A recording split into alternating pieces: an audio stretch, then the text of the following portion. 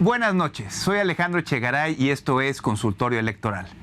Cuando se habla de una posible injerencia de bots rusos, debe entenderse como un complejo sistema cibernético que probablemente busca desestabilizar países y regiones.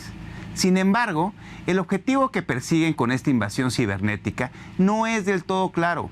Existen registros de intervenciones rusas en elecciones de varios países como el Reino Unido, España y Estados Unidos, por lo que se teme que también pueda ocurrir en México.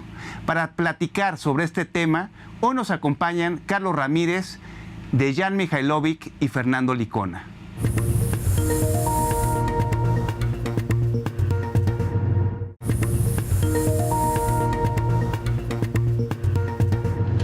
Hoy en Consultorio Electoral nos acompaña Dejan Mihailovic, profesor del TEC de Monterrey, nuestro querido Carlos Ramírez. Muchas gracias, Carlos. Gracias. Y Fer Licona, que es consultor en medios digitales. Muchas gracias, Ale. Dejan, al parecer, la democracia liberal no ha echado raíces en la ex Unión Soviética, no parece que las élites de Rusia tengan esta vocación democrática. Hay un intento o está en la agenda de política exterior rusa desestabilizar algunas regiones. Digo, esto viene ahorita a colación por lo que se ha manejado últimamente en medios, en la prensa, sobre la injerencia de bots o de medios digitales automatizados en comicios estadounidenses, en los comicios del Reino Unido. Vimos lo que pasó con el Brexit en Cataluña, en España. ¿Podrías tú ahondar sobre el tema de política exterior y desde esta óptica de la geopolítica? Claro, antes que nada, muchas gracias, un placer estar aquí contigo y bienvenido con los estimados colegas. Mira, la cuestión es la siguiente: creo que son muy pocos los eventos que se pueden elaborar y analizar dentro de lo que es el contexto de la política internacional si no tomamos en cuenta tres tipos de crisis muy agudas que hoy permean a escala global.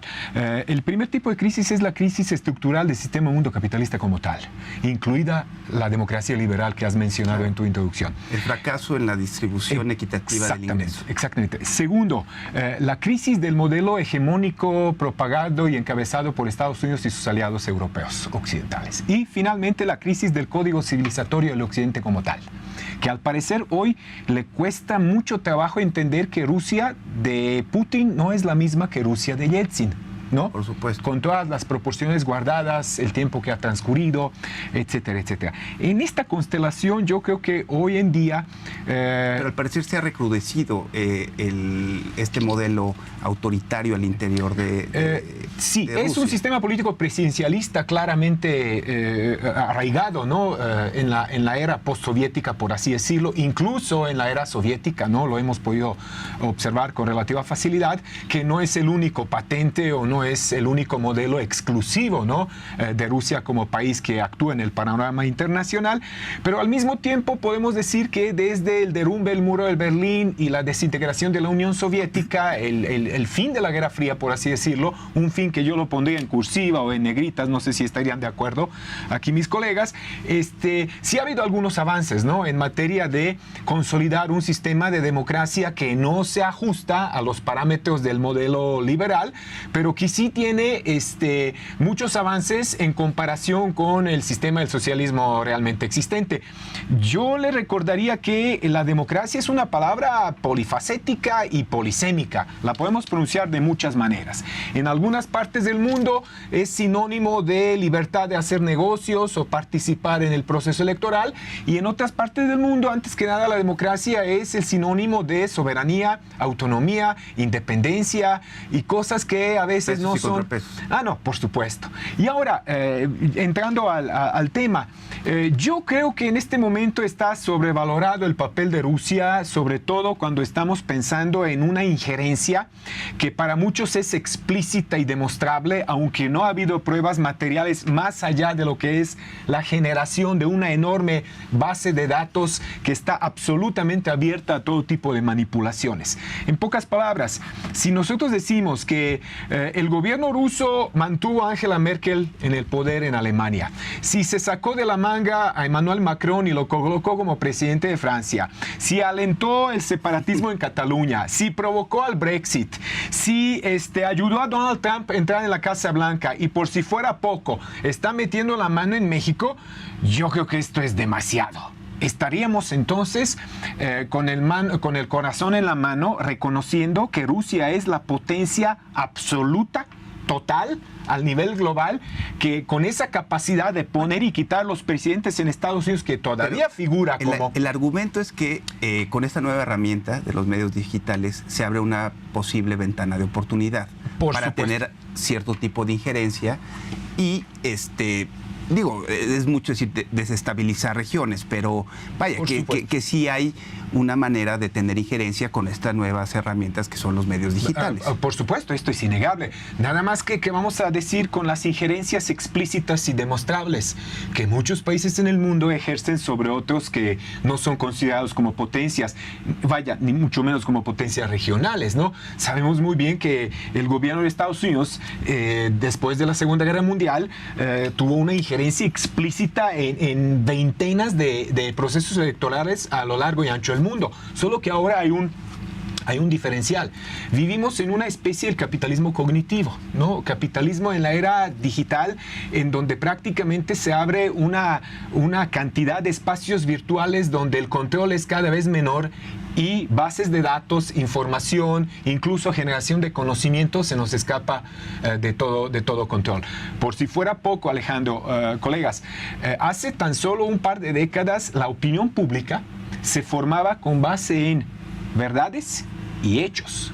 Hoy la opinión pública no se forma con base en verdades y hechos. Basta con que uno tenga una opinión, la comparta, basta con que alguien tenga una afinidad, una simpatía, un afecto, etcétera, etcétera, y ya podemos tener una especie de mundo altamente digitalizado de postverdades y de mentiras. Entonces, bueno, eso es lo que decía el The Economist, ¿no? Que empezamos una era de la posverdad. Exactamente. Y esto daña, solo quiero terminar con una idea que a mí me parece fundamental. Daña el tejido social y desvirtúa lo que es la política, el espacio político y lo político. Hoy la política es una entidad altamente mercantilizada, ¿no? Incluso comercializada, donde en las contiendas electorales que se convocan, casi nunca ganan los más aptos para el cargo, sino siempre ganan aquellos que tienen mayores probabilidades de ganar, según sondeos, según la fabricación y la maquila de encuestas, datos estadísticos, etcétera, etcétera. Entonces vivimos en una época donde lo político está desvirtuado y la política dista mucho de ser aquello que los griegos llamaron una doctrina de la vida buena y justa. Muchas gracias. Carlos, pareciera que la intromisión de la ex Unión Soviética, ahora Rusia, ha sido marginal históricamente, ¿no? y más en los comicios y en los procesos electorales. Vaya, hubo injerencia directa en otros países de América Latina. Al parecer se mantuvieron al margen aquí en México.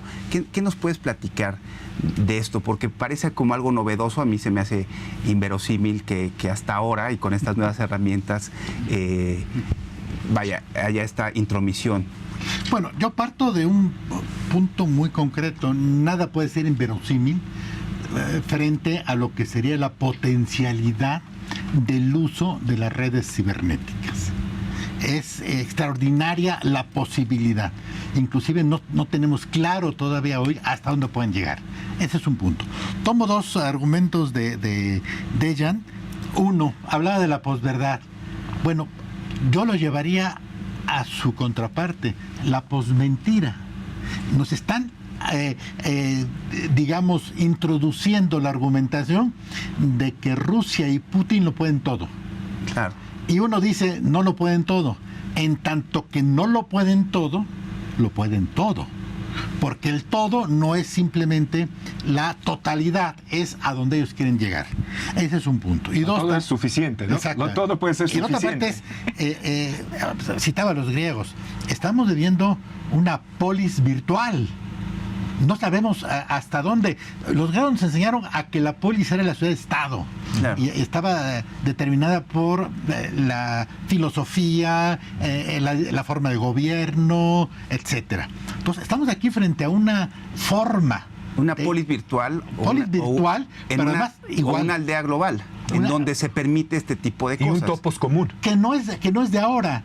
Si recordamos la polis o la aldea mundial, viene desde la época de Kissinger, estamos hablando del 75, la segunda parte de los 70. Entonces, esa es una parte que creo que es muy, muy importante. Ahora, ¿qué tenemos que hacer nosotros si somos sociedades que podemos ser víctimas de esta penetración? Pues reaccionar en función de que sí lo pueden, aunque no lo puedan.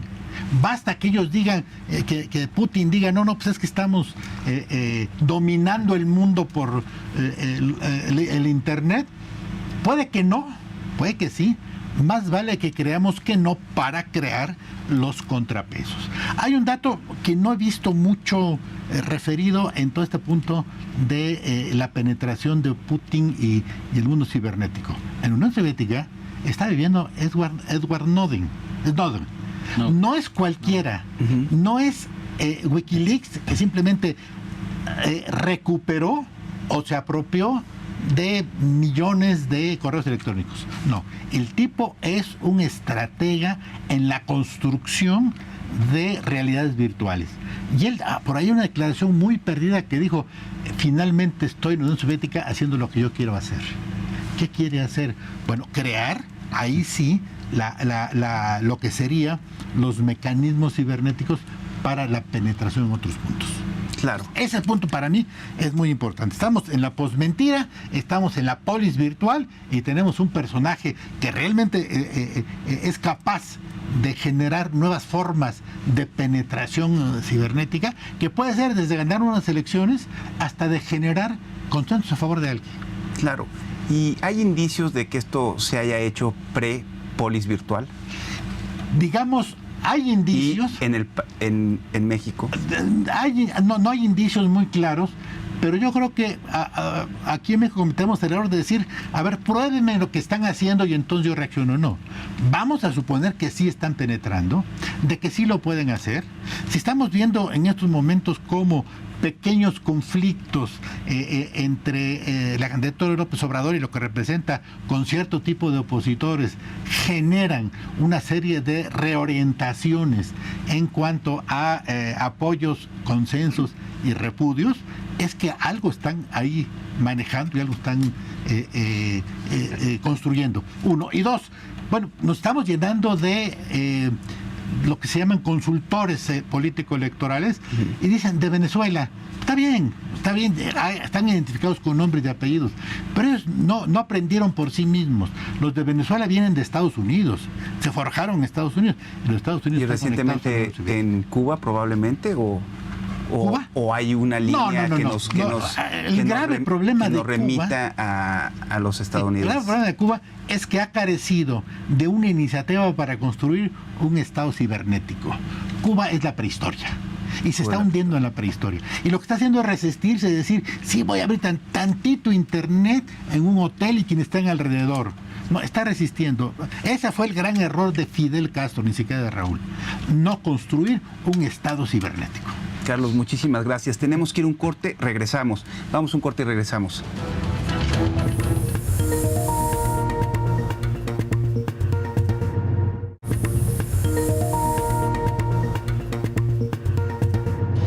Regresamos. Dejan, ¿te quedaste con ganas de decir algo?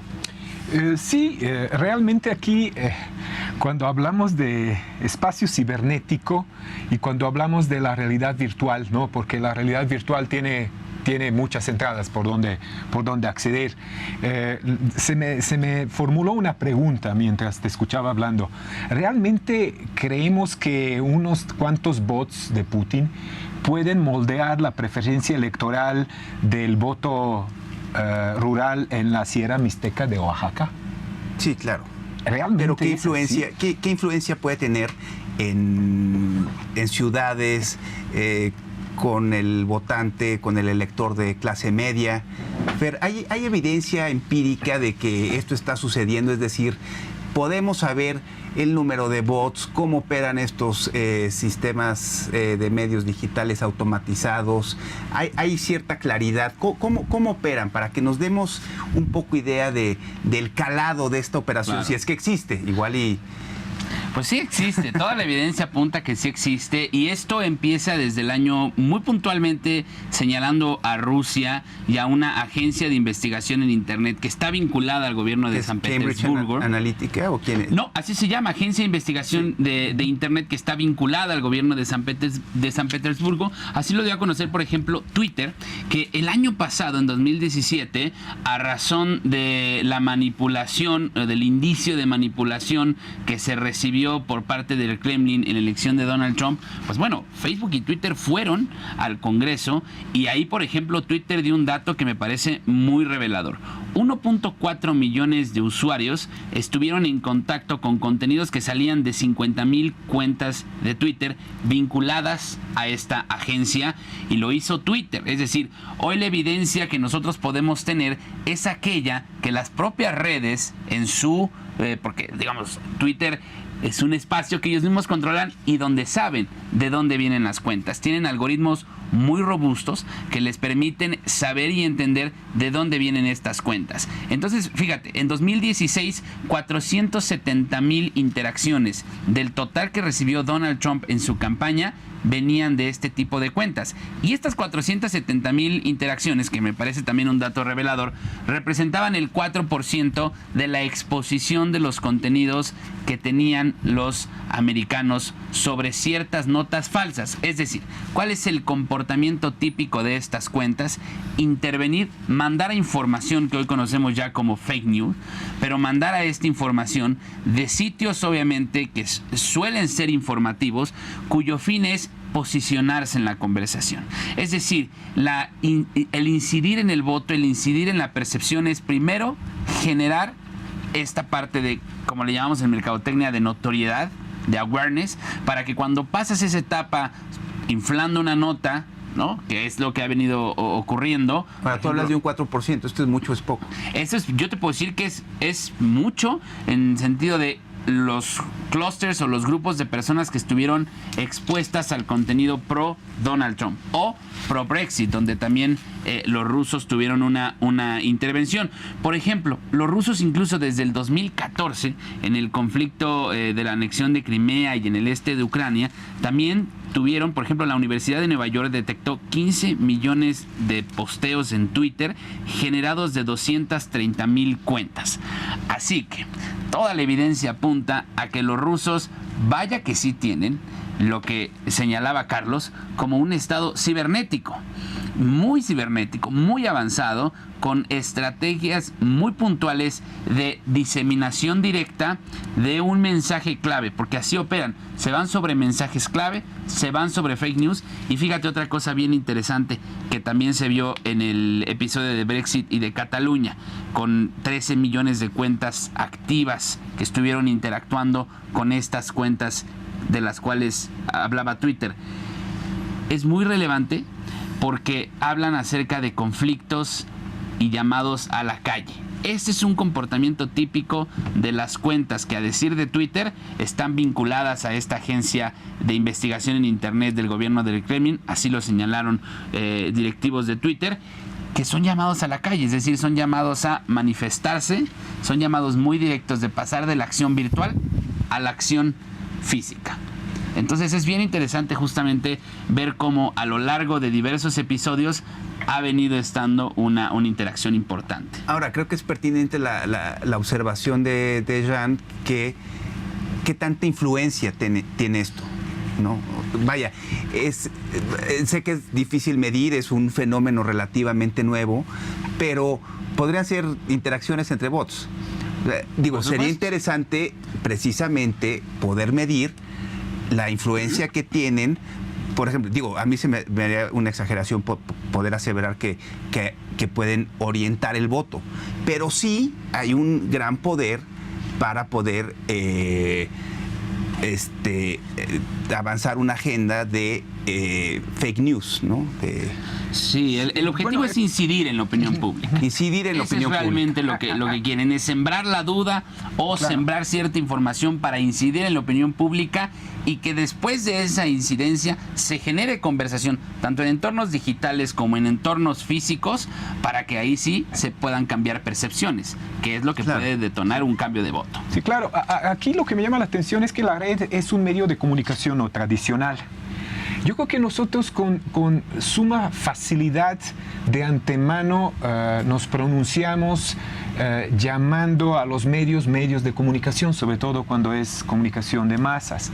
Yo creo que hay que reconocer que en muchas ocasiones lo que nosotros llamamos medios de comunicación son monopolios de información y mecanismos de control social. En ese sentido, nuevamente, y qué bueno que has arrojado estos datos. Pero ya no son los medios de comunicación tradicionales, convencionales, no, como... Por supuesto, pero la manipulación sigue siendo la misma, ¿no? Y en ese sentido, incluso se me hace pertinente nuevamente reivindicar la importancia de la censura, ¿no? En los 70s, incluso 80s, la época del socialismo realmente existente y el victorioso capitalismo liberal en el occidente, la censura consistía en obstruir el flujo de información o imagen o cualquier cosa. Hoy la censura no es así.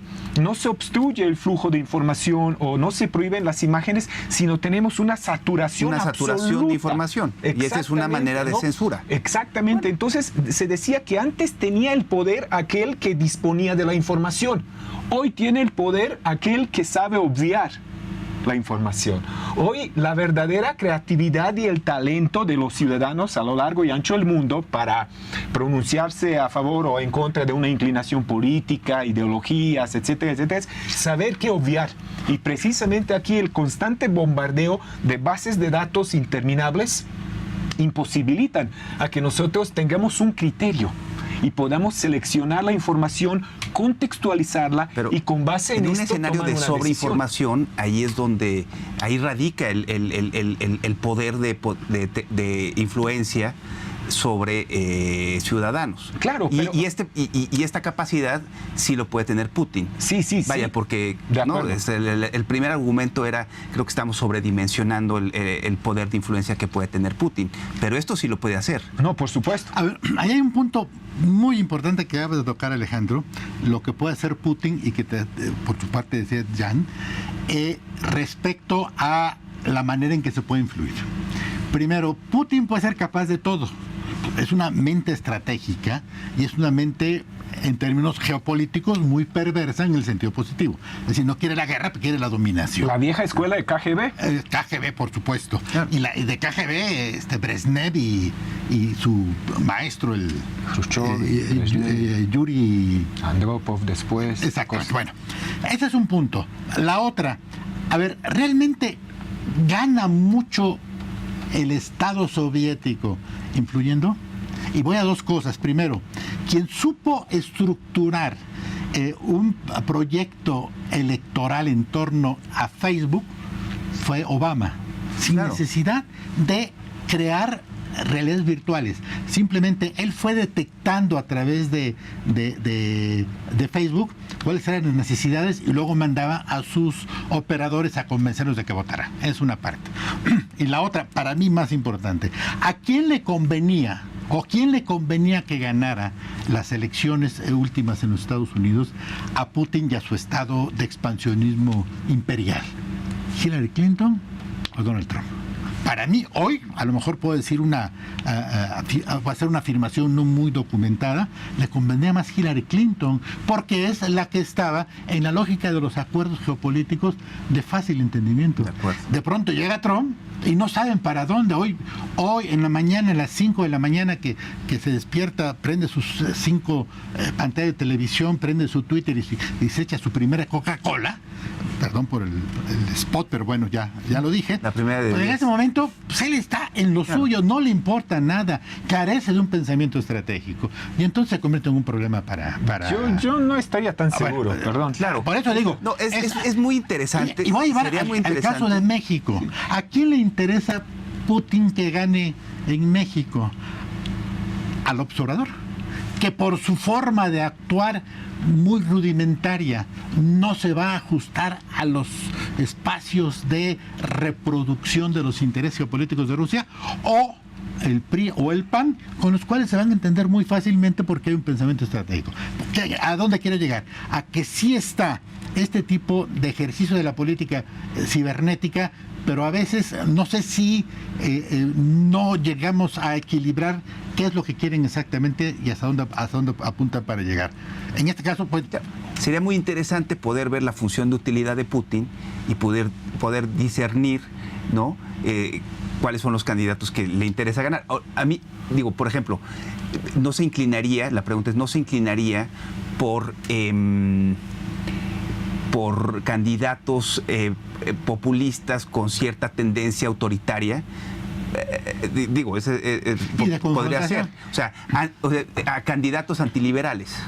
A ver, aquí creo que coincidimos en una parte, y es decir que hay un enfoque geopolítico que responde al funcionamiento cibernético. Y Putin es KGB, no puede pensar más que KGB.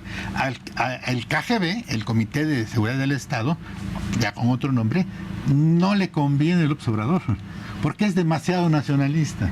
Claro. Entonces, esa no es una argumentación afirmativa, es decir, son los escenarios en los que todavía nos falta, inclusive en México, un pensamiento estratégico y cibernético para llegar a tener, cuando menos, escenarios, ni siquiera decir, yo estoy convencido de que sí o que no. Claro, pensando en que haya la intención de avanzar una agenda antiliberal. No, claro. Mira, ¿existe? No, sí puede existir. Nada más que aquí yo tengo mis dudas. Primero, con respecto a la imprevisibilidad, ¿no?, discursiva, sobre todo, de Donald Trump, porque cuando evaluamos los hechos sobre el terreno, yo no creo que la política exterior, sobre todo en materia de intervencionismo de Donald Trump, dista mucho de lo que iba a hacer señora Clinton. Trump está más metido que nunca en Siria. Trump mantiene tensiones en Irak y en Afganistán. Trump presiona a Irán. Trump bombardea a Bashar al-Assad, que es aliado de Rusia, etcétera, etcétera. ¿Realmente creemos que Putin y Rusia se esforzaron tanto para llevar a Trump a la Casa Blanca que después se comporte de esta manera como se comporta ahora? Ahora, por otro lado, aquí hay una... ¿Qué crees? ¿Qué crees? Nos tenemos que ir. Bueno, ya me están avisando por acá que se nos terminó el tiempo. Una buena manera. Oye, para tener la segunda parte. Por favor, ¿no? Ojalá que la próxima semana podamos seguir con este debate que es interesantísimo. Sí, ya, muchas gracias, Carlos. Gracias, hermanito. Muchas gracias. Gracias.